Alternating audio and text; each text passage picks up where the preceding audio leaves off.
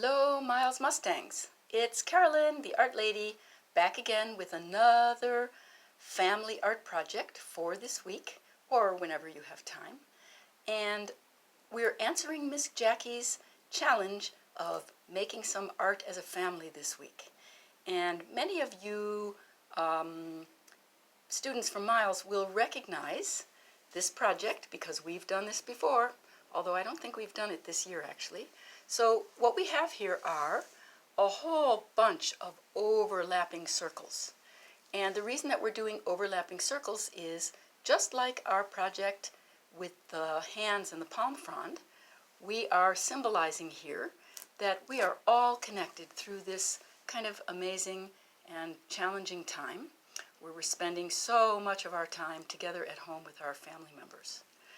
So this project will be one more where you can work together. So let me walk you through what the steps are and what the materials are. And by the way, you do notice that we've got lots of circles, lots of beautiful patterns, and we even have a very inspiring word that you can include. You can include your own words in this project. Okay, so I'm going to see if I can move over, set the camera down so you can see how we do it. So for my demo, I'm going to use a much smaller piece of paper. And what I've done is I've taken a piece of paper that's kind of heavy. This is actually watercolor paper, and I've taped it down to a board. Now, if you've got something you could tape down to, you could even tape to the table. It would be great because it keeps the paper from wrinkling when you're putting the paint on. But if you don't have tape and a board, don't worry. All of these projects are designed for you to do at home with whatever you've got. So I've used watercolor paper. You could use cardstock. You could use a heavy drawing paper. The only paper that doesn't work as well for this project is copy paper because it's awfully thin. But you know, you could do this project using copy paper if you decide to use crayons or maybe colored pencils instead of paint. So in order to get started, what you're going to need is to assemble a bunch of different circles from around your house. So in my case, I've basically gotten one kind of large paper plate and a kind of medium styrofoam plate and a smaller styrofoam plate, and then last but not least, I just am going to use the top of a soup. But you know, you could use plates, you could use cans, you could use whatever you've got at home that is a circle. And what we're going to do is we're going to trace around these different circles a couple of times on the paper. So here we go. I'm going to just put the big one kind of off the paper and make kind of like a half circle. And I might make another big half circle. Notice that the paper is so small that this plate, of course, isn't going to fit on there. So right now I've got 2 kind of half circles. Now I'm going to shift to the smaller plate, and I've put the plate face down, and I'm going to make some lines that overlap. So you notice what happened when the circles overlapped. We get some new shapes, which is what we want to have happen. All right, so I'm going to put another shape using a piece of this plate. And maybe I'll put the plate over on the other side. So this is my medium plate. And I'm pushing kind of hard with my pencil so you can see the lines. But you don't have to push this hard with yours. There we go. We've got a lot of beautiful shapes now. I'm going to shift and use the smaller plate. And maybe I'll actually make a whole circle right here. I'm going to go all the way around this plate. There we go. The one thing you want to be careful about when you make your circles, guys, is notice that some of my shapes are getting awfully small.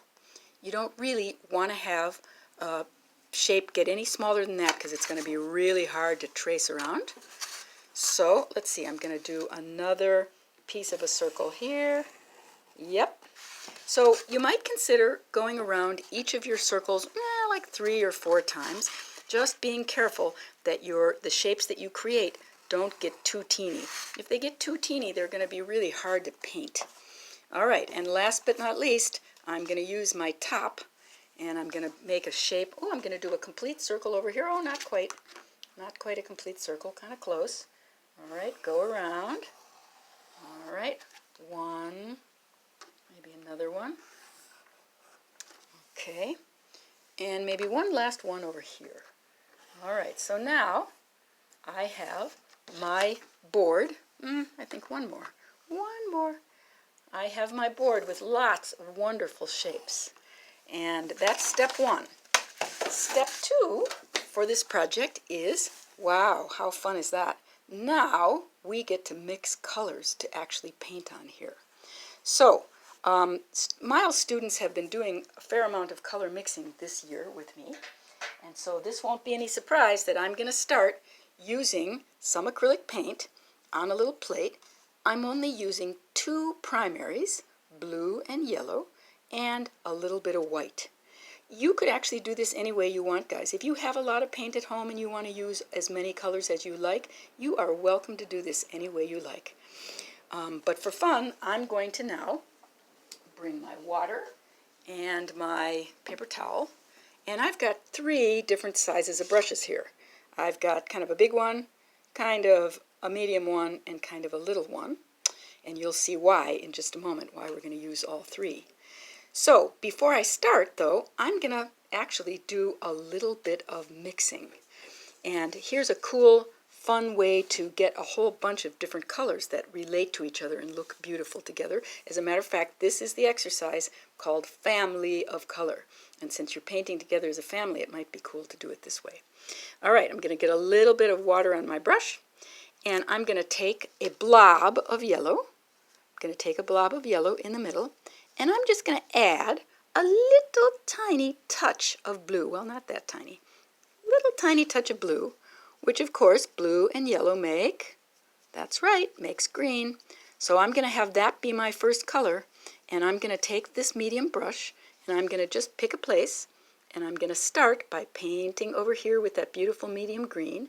And then what I'm going to do is I'm going to just keep adding to this little pile of paint to change the color as I go. So I think maybe I'll add a little bit more blue and make it a darker. Ooh, there's a nice kind of grass green color.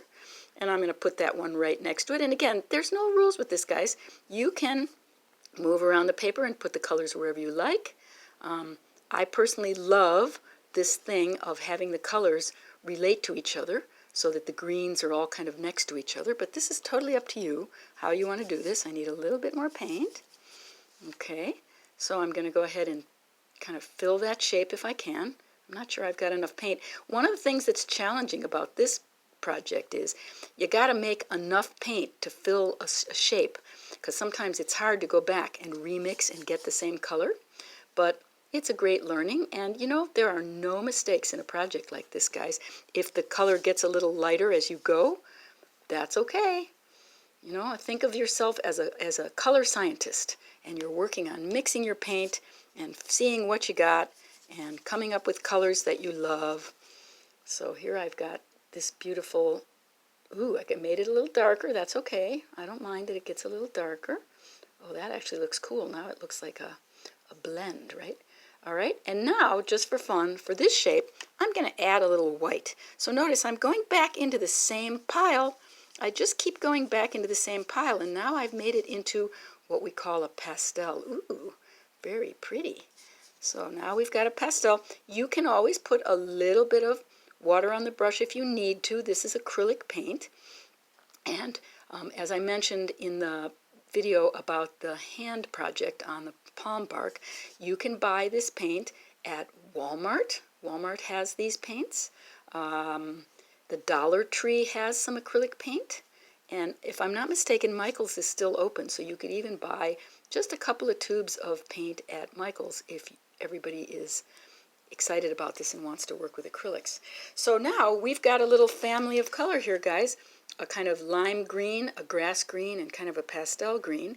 And the idea is you're going to fill the entire paper with gorgeous colors and paint them all just flat first. And after they dry, you're going to go back in and you're going to do all these beautiful decorations. So the decorations come after the paint is dry. And I could keep going and going here, of course. I really love to paint. I'm sure everybody knows that I'm a person that loves paint. Let's see, I could put this gorgeous blue right next door. So you want to have fun.